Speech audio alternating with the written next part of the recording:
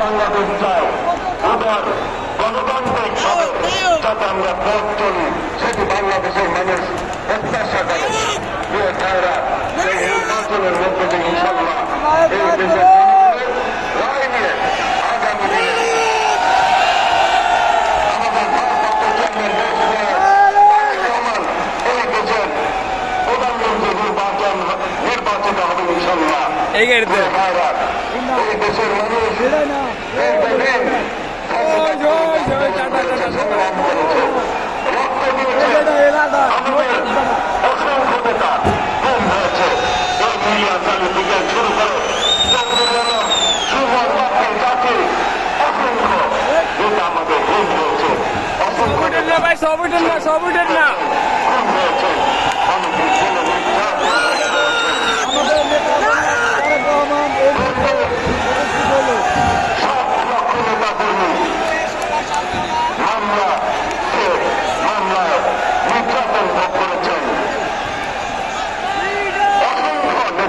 এই যে পিছনটা কোনটা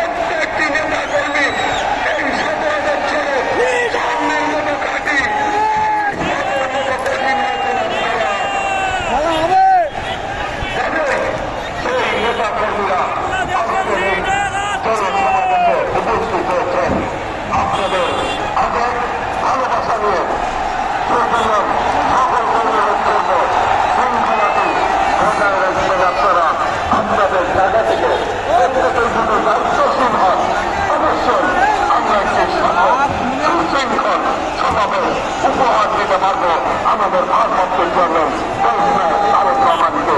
সেদিকে আমরা থেকে প্রস্তুত পারবো। ধন্যবাদ আপনাদের। আর বেশি সময় লাগবে না, অল্প কিছুদিনের মধ্যে উপস্থিত হবেন ইনশাল্লাহ। বিদায় নিয়েছেন, কিন্তু ফ্যাসিবাদের দোষররা এখনো বিভিন্নভাবে প্রাপ্তি মেরে রয়েছে, ষড়যন্ত্র করছে। তাদের ব্যাপারে সজাগ থাকতে হবে। যারা একাজ ছিলেন, পরাজিত হয়েছিল এই বাংলাদেশের মানুষের কাছে, সেই শক্তিও আজকে বিভিন্ন কায়দায় ষড়যন্ত্র করছে।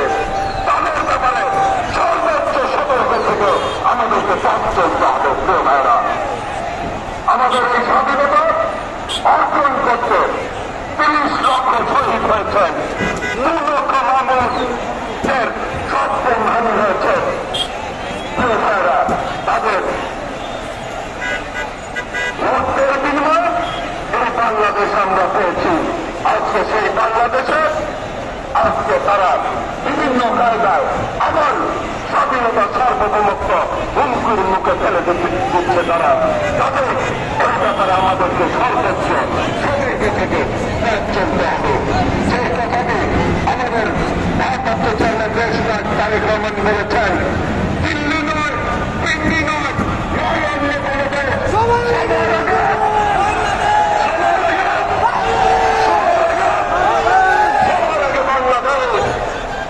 বাংলাদেশকে বুকে ধারণ করে, দেশকে বুকে ধারণ করে আমাদেরকে পথ চলতে হবে। কোনোভাবে উগ্রবাদী শক্তি, তারা পরাজিত শক্তি, তারা যাতে কোনোভাবে ষড়যন্ত্র করে এই দেশকে বিনা বিভক্ত না করতে পারে। দেশ নায়ক তারেক রহমান আগামী দিনে একটি কথা বলেছে, ভোট দিব ধানের শীষে, এই করবো